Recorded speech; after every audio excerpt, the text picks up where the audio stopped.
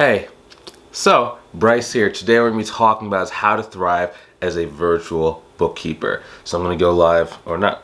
Actually, I'm live on this camera.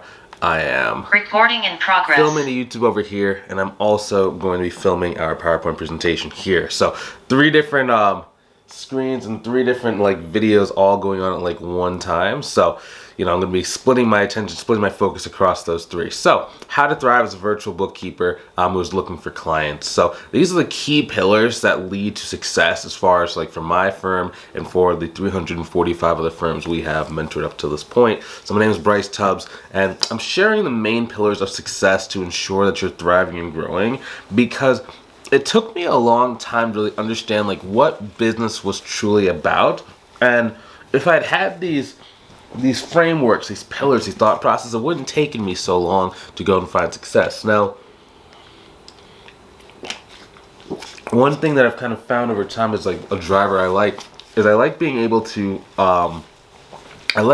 see other people's success, right? So a lot of times what happens is, as you get more and more successful, it gets harder and harder to be able to create relationships with people, because they just don't really understand the different things you're going through, right? So they don't understand maybe you have to work on a holiday. Right now it's Memorial Day and I'm filming videos for you guys. I'm talking to clients, I'm doing different things. A lot of regular people just don't really understand those different things. So by having a different community of people who understand what you're going through or going through some of the same things, it makes it a lot easier to kind of find fulfillment throughout life. Also, if you want some help growing your business, maybe you're seeing some of these videos, maybe you watched some of our other videos in the past, and you just want help growing your business in the shortest time period possible towards you reaching your goals, go ahead and click down inside the link inside the description, either below the video, book a call, let's see if it's a good fit for us to help you. Okay, so jumping into this thing, okay, so 3 main pillars to focus on. So number 1, okay, when it comes to success or lackluster result, it's not a matter of doing more activities. It's about doing a small amount of activities at a very, very, very high level. So oftentimes you guys are going to hear me say this a lot, right? 0 to 5K per month is all about learning sales, right? It's all about understanding how to present your value to a potential client, explain your pricing, and basically give them a compelling reason as to why they should work with you at the price point you're asking. If you can't get someone to say yes on a consultation call, then you're just really not going to be able to grow your business, right? So it's not about a website, it's not about marketing, it's not about a lot of different things, it's just about sales, okay? Now, 0 to 6K is going to be about price. We'll talk about pricing in a minute, but first things first can be sales. Okay, so understand this is critical and crucial in terms of your career, because if you are unable to really get this thing to work, it's going to take you 20,000 times longer to go and grow your business. Because if you don't understand sales, it's going to lead to you having really, really lackluster results, because you need a million more much.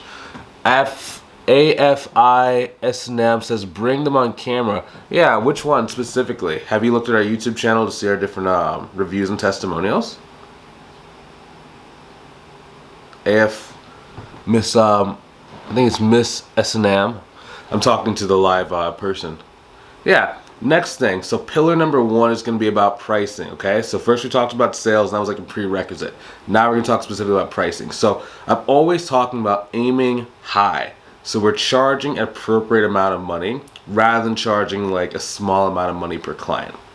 Now, a challenge most people have is when they're first getting started, they're going after clients that can only afford beginner rates.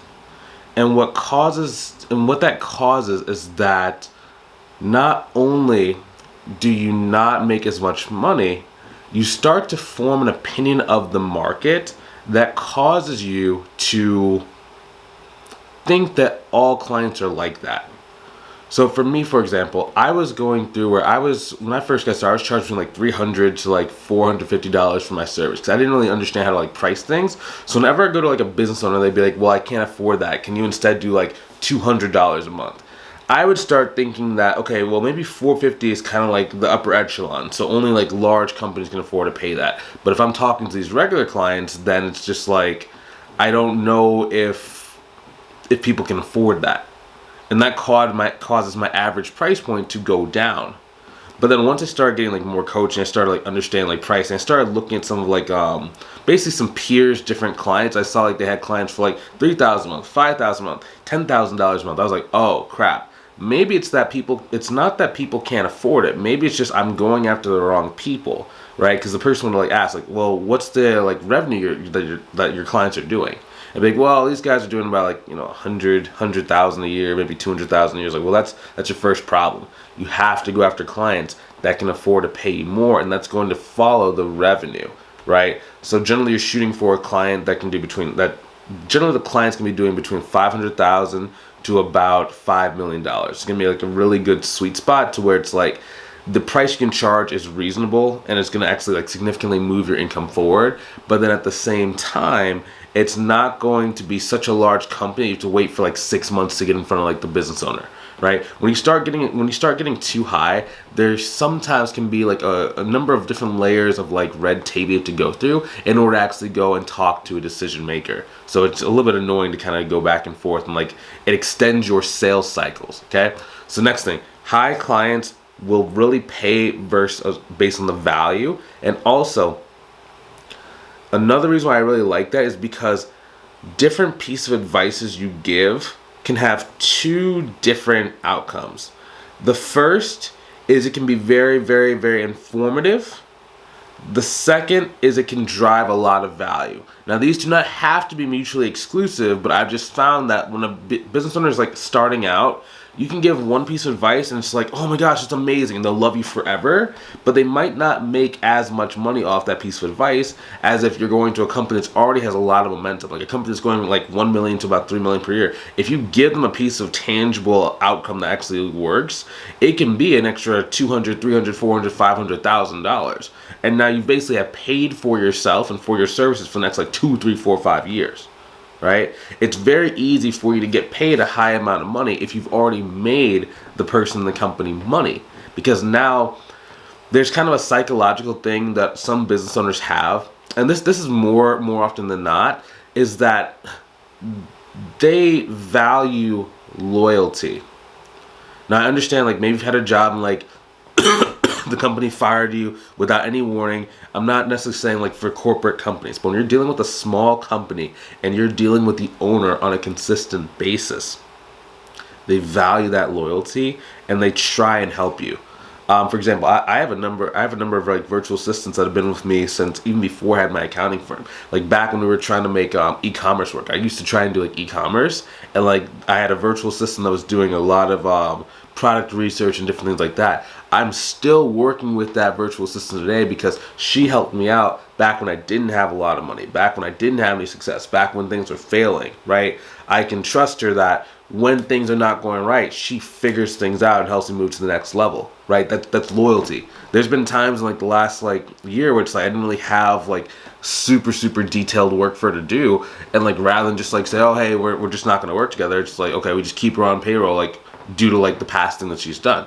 Now that's not to say like that you have you stop doing stuff for that person, right? Eventually, like if you're in that position like my virtual assistant is, it doesn't mean you stop thinking of things and like trying to help, right? It's just there might be times where your services are less needed than others, but since you've helped out so much, the person is willing to work with you. Okay. Now, in order to go and charge higher price points, we do need to make sure that we understand our value and we understand like the value of objective work. So one challenge people have when it comes to pricing is that they tie the price that they think that someone will pay them based on their self-worth. So if they either don't have a million years experience, or if they don't have a bunch of certifications, or if they've never worked with clients before, or if maybe they've worked with 1 or 2 clients but they haven't worked with 5 clients, like there's a lot of different like things that our brains can kind of cook up and create up that cause us to not believe that we are worth the amount of money that we're asking for, right? So there's 2 simple tricks you can do to charge a higher price point. One is going to be that you need to view the price of your service as an equivalent measurement to how much value you are providing. Now, if you don't know what value means, on our YouTube channel, we actually have a video that breaks down value and breaks down like what are the different, like there's like 7 elements of pricing your services that you can price your service based on. They can all like mix together, right? When you understand that, it's not about you, right? Because I mean, like think about it, like you know, what's the value of a person anyway? It's more than dollars, right? It doesn't translate straight to dollars. Like, okay, yeah, you can say like, okay, well, I make this much in my job, and it's like, okay, well, you know, I'm worth 120,000 a year. It's like, well, are you? I mean, if you went and started your own business and you just like sat there for 2 or 3 years and you're at 200, 300K a year, I mean, were you really at 100,000, or were you just underpaid at 100,000? What if you went on and got like $1 million? What if you built your business to $300,000 a year, then you sold it and you got $1 million straight up? So maybe your value wasn't 100,000. Maybe you were just settling for 100,000.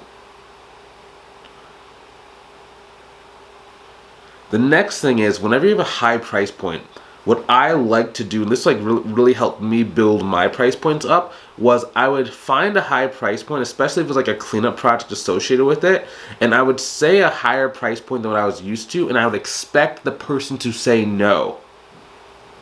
Okay, that price sounds weird. You're like, Bryce, why would you want someone to say no to you? Okay, the reason why was because I figured that if I could say the price and I could just practice saying the price, then when there was a person who was serious in front of me, then I would actually be able to get it. Number 2, it taught my brain that it was okay to say a high price point and you wouldn't die. Oftentimes when it comes to like fear, and this kind of slides into like confidence, when it comes to fear, it's oftentimes false evidence appearing real, okay? So in my mind, I thought that if I charged a high price point, the person would get mad at me, it just wouldn't work, they would tell everyone else that my prices were too high, and I would like lose out on clients. Usually when someone is nervous and it comes to this business model, it's that something that you do is going to cause a chain reaction that blackballs you from the industry. Right, I've just noticed that from working with all the different students. So number 1, okay, when it comes to the second pillar, it's going to be about confidence. Okay, so not just price, never shifting into confidence as a whole. You have to learn to put yourself out there. Okay, the one thing that I was good at when I first got started, even though I wasn't skilled, was I was willing to put myself out there. I was nervous every single time, but I was willing to do it because I knew I needed to go and succeed. So you have to have the confidence to reach out, okay? And understand you will face rejection. You're going to face rejection at every step of the way in this business model. That's just business in general. Every step of the way, okay? You might get denied for a business credit card. You might not be able to actually open up the business bank account because you don't have some kind of paper or some kind of thing, right? You're going to have someone inside of a messenger say, no, they're not interested in working with you. You're going to have someone basically say, they don't want to talk to you. You're going to have someone block you on social media, okay? You're going to have on a consultation call, someone's going to flat out tell you no. You're going to have it on a consultation call where someone might be a little bit disrespectful because they're just not good business people, right? You're going to have someone say no, and they're going to like change their mind 3 weeks, 6 months. You're going to have someone say yes, and then change their mind, okay? Business is all about handling rejections, okay? But if you go and like think of each rejection as like this giant just strike to your ego or strike to you in general, you're not going to make it. You have to learn how to detach the rejection from yourself.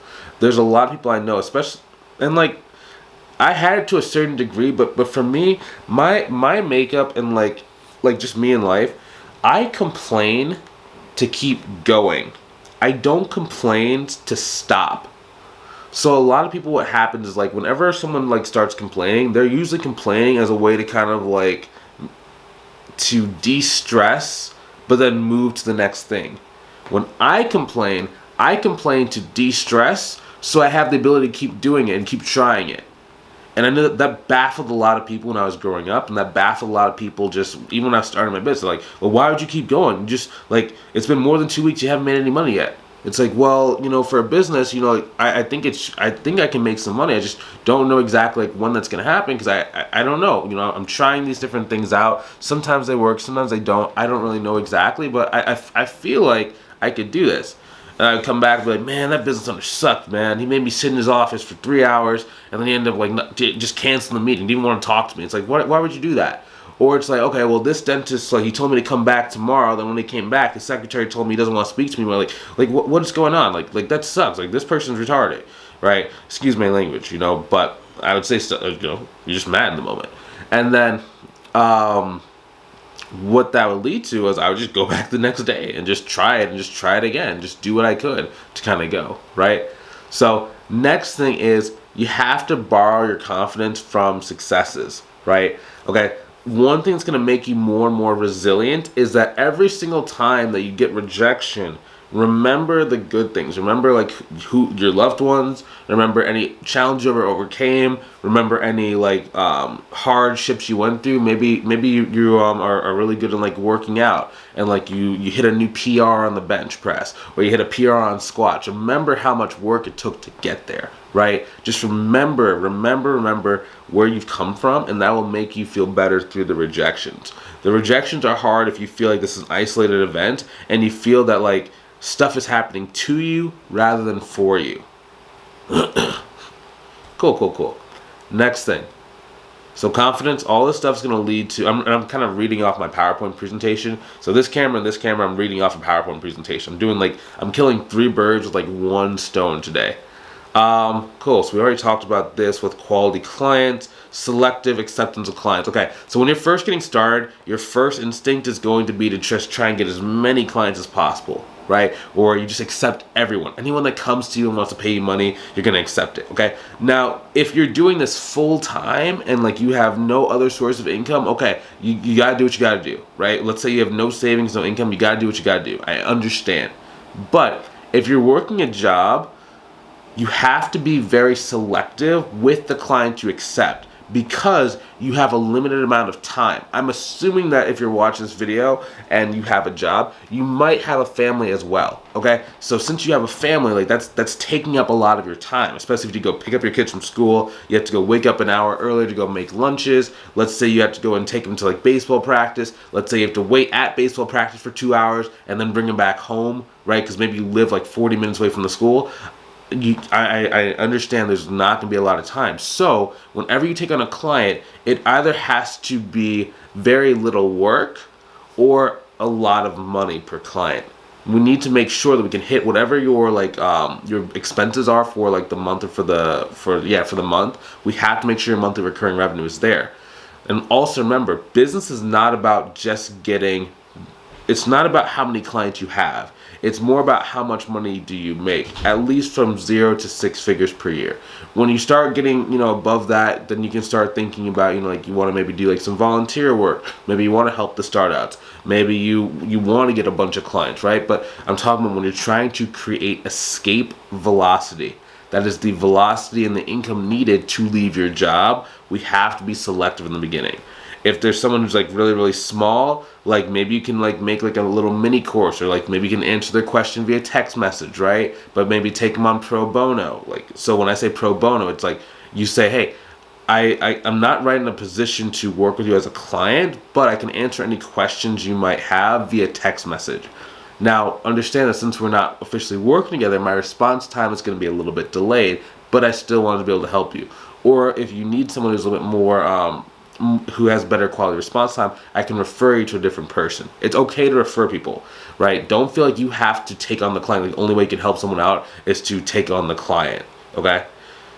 Referring them out to another professional who will actually appreciate them and take a really good care of them, that is helping them as well, okay? And that's going to help you create strong, long-lasting business relationships, okay? So walk away from low-paying clients in the beginning, or you can assist them for free.